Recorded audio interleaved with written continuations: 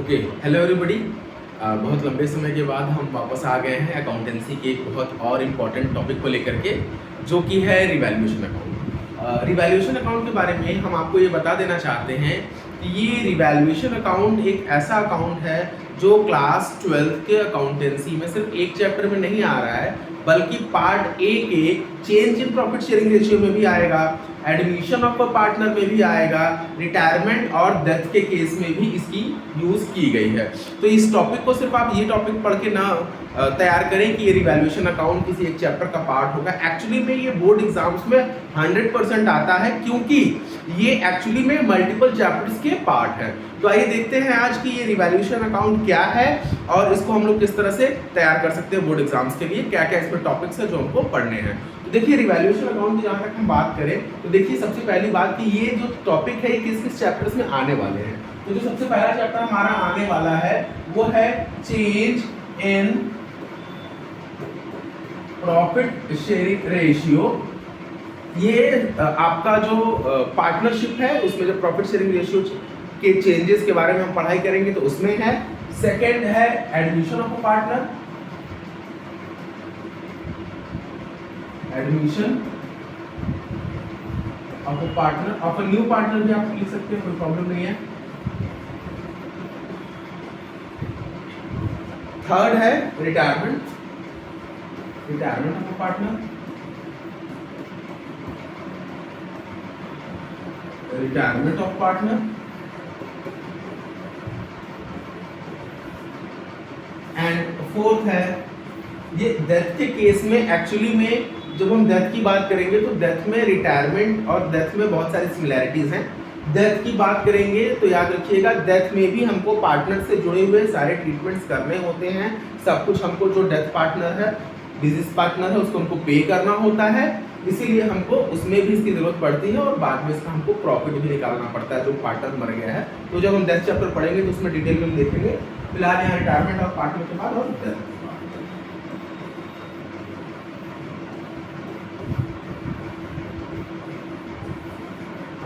तो इन चैप्टर्स में हमको पढ़ना हुआ है। आज हमारा मेन फोकस है कि हम पढ़ेंगे change in profit sharing ratio में। Change in profit sharing ratio में देखिए 90% तो रिवैल्यूएशन अकाउंट इन सभी चैप्टर्स में सेम है, बस लास्ट के कुछ चेंजेस हैं वो जब हम पर्टिकुलरली चैप्टर्स को डिटेल में समझेंगे तो हम बताएंगे। फिलहाल आज हमारा मेन फोकस है change in profit sharing ratio. इसमें हम लोग रिवैल्यूएशन अकाउंट को कैसे ट्रीट करेंगे।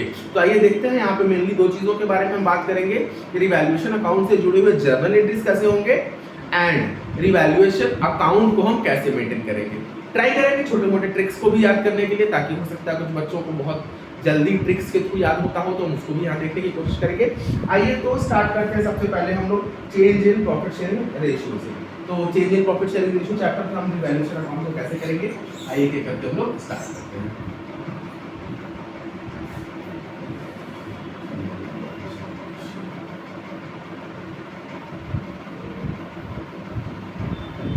देखिए, सबसे पहले कॉन्सेप्ट की बातें करते हैं। Change in profit sharing ratio में हमको रिवैल्यूएशन अकाउंट की आवश्यकता पड़ी क्यों।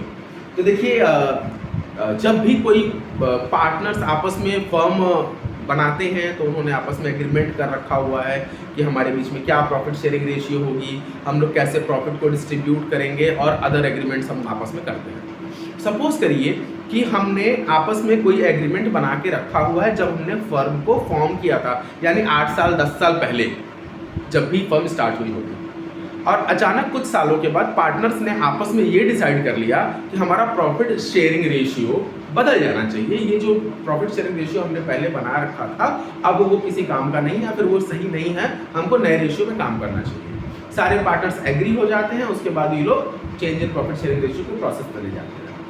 तो इसमें कई सारे स्टेप्स हैं। हम लोग नया रेशियो फाइंड आउट करते हैं, हम लोग रिजर्व के ट्रीटमेंट करते हैं, WCR, IFR और भी बहुत सारे ट्रीटमेंट्स हम लोग करते हैं, लेकिन आज मेरा फोकस रिवैल्यूएशन अकाउंट में। तो रिवैल्यूएशन में हम करते क्या है, देखिए हमारा जो बैलेंस शीट है ना, इसमें कैपिटल होता है, रिजर्व होता है, हमारे प्रॉफिट शेयरिंग रेशियो के हिसाब से हमारा एसेट्स एंड लायबिलिटीज बहुत सारे होते हैं।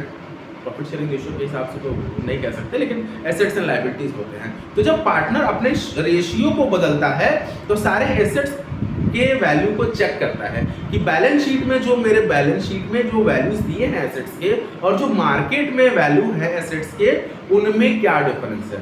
सेम चीज लाइबिलिटी के साथ वो चेक करता है कि लाइबिलिटीज अगर है तो उसमें क्या चेंजेस हुए हैं। तो ये सब देखने के बाद होता क्या है कि हम लोग ये फाइंड आउट करते हैं कि हमारा एसेट्स या लाइबिलिटी कुछ बढ़े हुए हैं और कुछ घटे हुए हैं। इन बढ़े घटे लाइबिलिटीज के कंप्लीट एक साथ इफेक्ट को हम लेकर के पार्टनर्स में आपस में डिस्ट्रीब्यूट कर देते हैं। उसके बाद फिर से हम लोग प्रॉफिट शेयरिंग रेशियो हमारा क्लियर हो जाता है और आगे हम लोग अकाउंट बनाने लगते हैं। तो आइए रिवैल्यूएशन अकाउंट में हम स्टार्ट करते हैं कि सबसे पहले हम बात करेंगे जर्नल एंट्रीज से। तो कौन कौन सी जर्नल एंट्रीज रिवैल्यूएशन अकाउंट में होती है और कैसे उस जर्नल एंट्रीज को हम समझेंगे और याद करेंगे। तो आइए टॉपिक पर चलते हैं। सबसे पहले journal entries.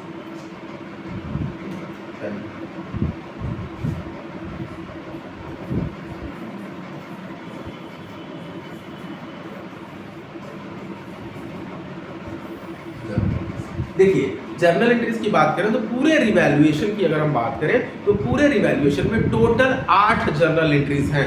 Total 8 journal entries. समझिएगा वो 8 जर्नल एंट्रीज कौन सी हैं। 3 जर्नल एंट्रीज आपके एसेट्स से जुड़ी हुई हैं, 3 जर्नल एंट्रीज आपके लायबिलिटीज से जुड़ी हुई हैं एंड 2 जर्नल एंट्री आपके प्रॉफिट या लॉस से जुड़ी हुई है। अब याद रखिएगा आपके क्वेश्चंस में कितनी आएगी। आपके क्वेश्चन में मैक्सिमम 7 एंट्री आ सकती है। होते 8 है, पढ़ना हमको 8 है, आ 7 सकती है। कैसे 7 एंट्री आएंगी याद रखिएगा। 3 तो एसेट्स के आ गए, 3 लायबिलिटीज के आ गए और प्रॉफिट एंड लॉस में कोई एक ही होगा, या तो प्रॉफिट होगा या तो लॉस होगा। यानी 3 3 6 इन दोनों में से कोई एक। मतलब यहाँ प्रॉफिट या लॉस, प्रॉफिट हुआ तो लॉस की एंट्री नहीं होगी, लॉस हुआ तो प्रॉफिट की एंट्री नहीं होगी। तो सबसे पहले हम एसेट्स की एंट्रीज पढ़ेंगे, फिर लायबिलिटीज की एंट्रीज पढ़ेंगे and then profit and loss की एंट्री पढ़ेंगे। तो आइए स्टार्ट करते हैं। सबसे पहले हम लोग एसेट्स की एंट्री की एसेट्स की एंट्री कैसे कैसे की जा सकती है या क्या क्या एसेट्स के क्वेश्चंस आ सकते हैं। तो सबसे पहले हम बात करते हैं एसेट्स की एंट्री। तो एसेट्स में 3 चीजें हो सकती हैं, याद रखिएगा। या तो एसेट्स इंक्रीज होगा, मान लेते हैं हमारे कोई मशीनरी है या लैंड है, तो लैंड की पहले कीमत 5 लाख थी जब हमने फर्म स्टार्ट किया था। सपोज कर लेते हैं इस फर्म को हमने 2020 में स्टार्ट किया।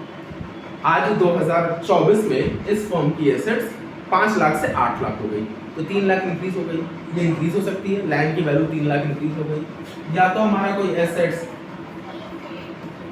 डिक्रीज हो सकता है। फॉर एग्जांपल एक मशीनरी थी 1 लाख की थी 2020 में, 2024 में आते आते इसकी कीमत 60,000 हो गई है, तो इसकी डिक्रीज हो सकती है। या तीसरा केस क्या हो सकता है कि हमने अपना बिजनेस स्टार्ट कर लिया है, मेरी बिजनेस चल रही है और जब मैंने जा करके अपने बिजनेस को चेक किया है, थॉरोली फिजिकली चेक किया, तो मुझे एक पुराना स्कूटर मिल गया या एक वैन मिल गई या कंप्यूटर या टाइपराइटर मिल गया। एक्चुअली में ये सब हमारे फर्म के एसेट्स थे, पर हम गलती से अपने बैलेंस शीट में लिखना भूल गए थे, हमने उसको बैलेंस शीट में रिकॉर्ड नहीं किया था। लेकिन अब जब हम प्रॉफिट शेयरिंग रेशियो कर रहे हैं तो उस समय हमारे माइंड में ये आ गया कि भाई ये एसेट्स हमारा है और हमको इसको भी अपने अकाउंट्स में लेना चाहिए। तो एक और हमारा एंट्री बढ़ गई, क्या, अनरिकॉर्डेड एसेट्स की। अनरिकॉर्डेड, ये हमारे एंट्री हो गई अनरिकॉर्डेड एसेट्स की। इसी तरह हमारे एसेट्स से जुड़े हुए 3 एंट्री और हमारी लायबिलिटीज से जुड़ी हुई भी 3 ही एंट्री होंगी। कौन कौन सी 3 एंट्री होंगी याद करिएगा। या तो मेरा लायबिलिटी इंक्रीज होगा, लायबिलिटी डिक्रीज होगी, सेम जैसा मैंने एसेट्स के केस में बताया। और हमारे एसेट्स अगर अनरिकॉर्डेड हो सकते हैं तो क्या लायबिलिटीज अनरिकॉर्डेड नहीं हो सकती? हमारी लायबिलिटीज भी तो अनरिकॉर्डेड हो सकती हैं। तो कई बार हमारी कोई अनरिकॉर्डेड या अननोन लायबिलिटीज अचानक से सामने हमको मिल जाती है, तो हम अनरिकॉर्डेड लायबिलिटीज की भी ट्रीटमेंट करते हैं। अनरिकॉर्डेड, तो ये हमारे 3 एसेट्स के और 3 लायबिलिटीज की एंट्रीज हो गई जिनको हमको करना है और उसके बाद प्रॉफिट एंड लॉस हम आपस में करेंगे। तो आइए स्टार्ट करते हैं। सबसे पहले हम लोग इस एंट्रीज की, तो सबसे पहले एसेट्स से जुड़े हुए 3 एंट्रीज हम करेंगे। ये एसेट्स से जुड़े हुए वो कौन से 3 एंट्रीज हैं? जिनको हमको आज देखना है। फिर लायबिलिटी से जुड़ी हुई 3 एंट्रीज की बात करेंगे। तो आइए सबसे पहले एसेट्स की बात करें। सबसे पहले इंक्रीज इन एसेट्स की जर्नल एंट्री क्या होगी? Increase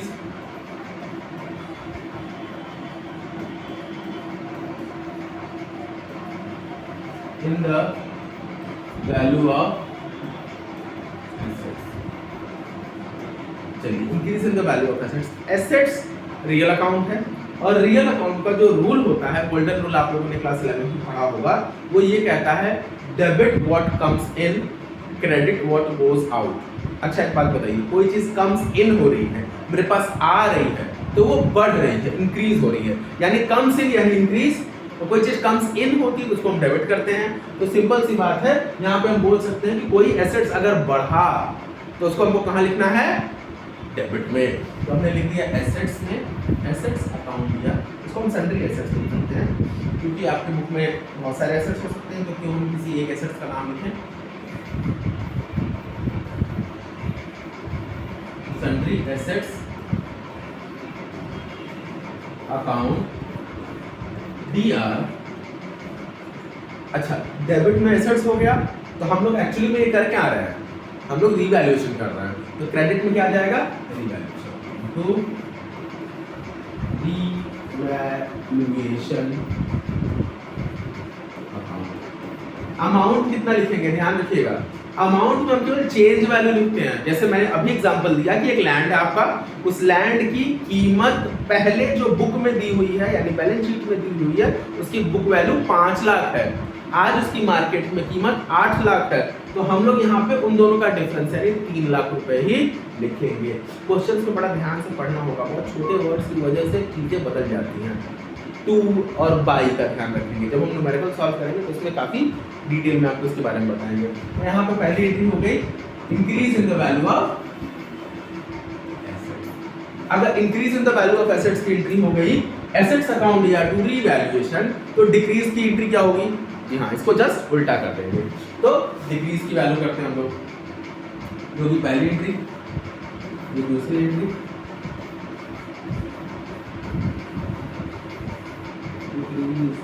in the value of assets, increase in the value of assets। इसकी एंट्री कैसे करेंगे? ध्यान से सुनिएगा। Decrease in the value of assets की एंट्री क्या होगी? आपके एसेट्स बढ़े तो डेबिट, तो एसेट्स घटेंगे तो कहाँ जाएंगे? क्रेडिट। याद करिएगा, जर्नल एंट्रीज की बात करना है। तो यहाँ पे एंट्री हो जाएगी रीवैल्यूएशन अकाउंट दिया, revaluation account DR to sundry. ठीक है, ये दो एंट्री हो गई। अच्छा एक चीज हम आपको बता दें, ये पहली एंट्री हो गई हमारी increase in the value of assets, दूसरी एंट्री हो गई decrease in the value of assets. तीसरी एंट्री क्या है? ध्यान से सुनिएगा। तीसरी एंट्री के बारे में हम लोगों ने बताया था कि अनरिकॉर्डेड एसेट्स। अच्छा, अनरिकॉर्डेड एसेट्स की बात करें तो आपके दिमाग में ये चीज़ें क्लियर होनी चाहिए कि अनरिकॉर्डेड मतलब पहले हमको नहीं पता था, पहले मेरे पास इसकी कोई इन्फॉर्मेशन नहीं थी, आज ये हमारी कंपनी में, हमारे फर्म में ये एसेट्स हमको पता चल गया है, तो मैं इसको नोट कर रहा हूँ, वापस में बुक्स में लेके आ रहा हूँ। तो एक बात बताइए, अनरिकॉर्डेड एसेट्स पहले नहीं पता था, अब रिकॉर्ड कर देंगे तो क्या एसेट्स बढ़ जाएगी या घट जाएगी? जी हाँ, एसेट्स बढ़ जाएगी। तो एसेट्स आपकी इंक्रीज हो जा रही है, एसेट्स आपकी बढ़ जा रही है, तो एसेट्स के बढ़ने के भी केस में हम सेम एंट्री करेंगे, और अनरिकॉर्डेड एसेट्स जो हमारा था वो वापस में हम लोग को पता चल गया, उसकी भी सेम एंट्री करेंगे। तो increase in the value of assets and unrecorded assets की एंट्री सेम होती है। तो एक काम करते हैं, उसको भी हम नोट कर देते हैं ताकि आपके लिए इजी हो जाए।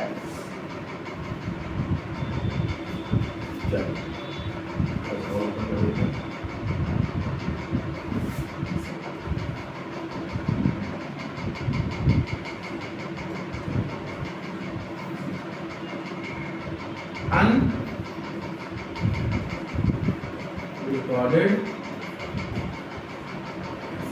जैसा मैंने आपको बताया कि एंट्री सेम होती है, उसको लिख देते हैं अनरिकॉर्डेड एसेट्स की एंट्री। एसेट्स, अनरिकॉर्डेड एसेट्स,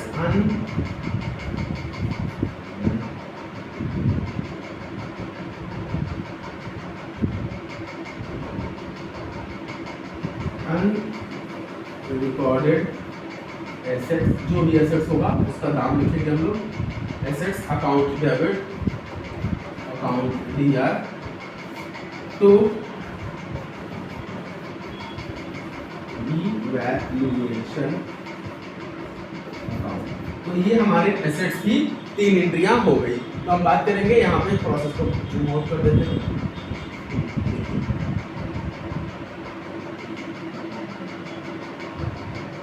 ठीक है, ये देखिए हमारे रिवैल्यूएशन अकाउंट, पहली entry increase in the value of assets, assets account DR to revaluation, decrease in the value of assets, revaluation account DR to sundry assets and unrecorded assets, unrecorded assets account DR to revaluation. ये तो हो गई हमारी assets की entries. अब आते हैं थोड़ी लायबिलिटीज की एंट्रीज के बारे में, चेक कर लेते हैं कि लायबिलिटीज की एंट्रीज कैसे होंगी। तो आइए एक नया पेज खोल लेते हैं। चलो ठीक है, यहाँ पे सेकंड पेज की बात करते हैं हम लोग, रिवैल्यूएशन ऑफ लायबिलिटीज। ठीक है, तो लायबिलिटीज की क्या करेंगे सबसे पहले, ठीक है, एक मिनट इसको हम थोड़ा फ्री में सही कर